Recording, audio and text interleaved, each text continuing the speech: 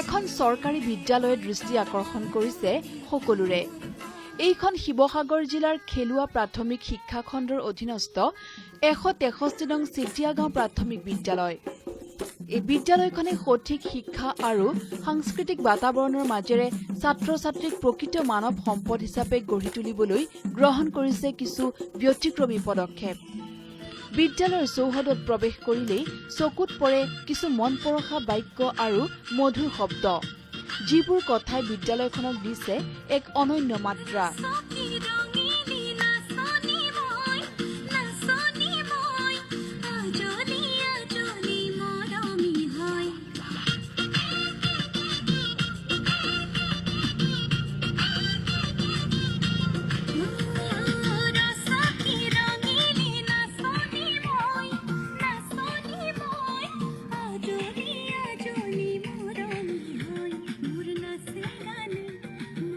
তদুপৰি বিদ্যালয়খনৰ প্ৰতিটো শ্ৰেণীকোঠাত সজোৱা আছে মহান ব্যক্তিসকলৰ ফটো। শৈক্ষিক, সাংস্কৃতিক আৰু মানসিক উত্তৰণৰ ক্ষেত্ৰত বিশেষ পদক্ষেপ গ্ৰহণ কৰা বিদ্যালয়খনৰ পৰা প্ৰতি বছৰে উৎপন্ন হয় বহু মানৱ সম্পদ। প্ৰতিদিনে বিদ্যালয়খনত ছাত্ৰ-ছাত্ৰীসকলৰ সুপ্ত প্ৰতিভা বিকাশৰ বাবে লোৱা হয় বিশেষ পদক্ষেপ। দিহানাম, গীত, নৃত্য, কবিতা, আবৃত্তি আদি বিভিন্ন বিষয়ৰ ওপৰত চৰ্চা কৰা হয়।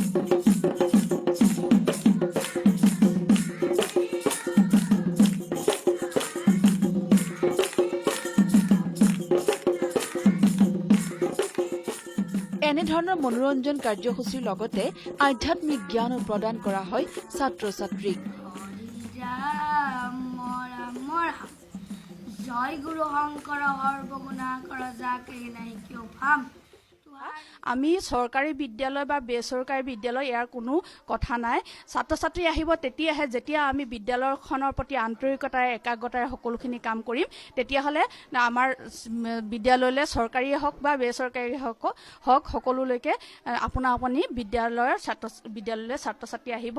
আৰু বিদ্যালয়লৈ যেতিয়া বিদ্যালয়খনৰ উন্নতি দেখিব, ল'ৰা ছোৱালীখিনি যেতিয়া এক্টিভ হোৱা দেখিব, তেতিয়াই অভিভাৱকে সেই বিদ্যালয়খনলৈ ছাত্ৰ-ছাত্ৰী অনাৰ হাবিয়াস প্ৰকাশ কৰিব।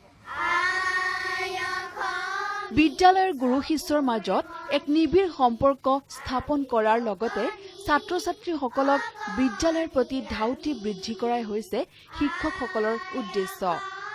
গীত, মাত, বাতৰি পঠন, নাট, কবিতা, আবৃত্তি, মহৎ লোকৰ বাণীৰে মুখৰিত বিদ্যালয়খনত মহান মহান মনীষীসকলৰ ব্যক্তিত্বৰ অনুকৰণ কৰা হয়।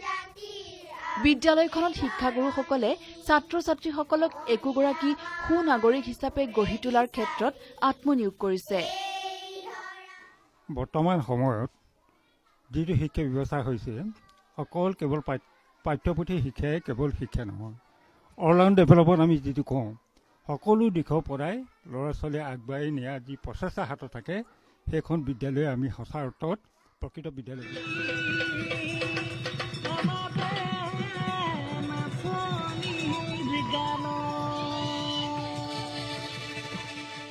1912 চনতে প্ৰতিষ্ঠা লাভ কৰা বিদ্যালয়খনত বৰ্তমান 100ৰো অধিক ছাত্ৰ-ছাত্ৰীয়ে অধ্যয়ন কৰি আছে।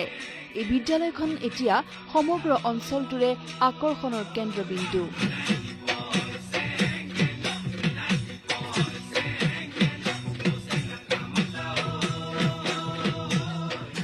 নাজিৰাৰ পৰা নবুল Konwar, news 18 Assam, north east.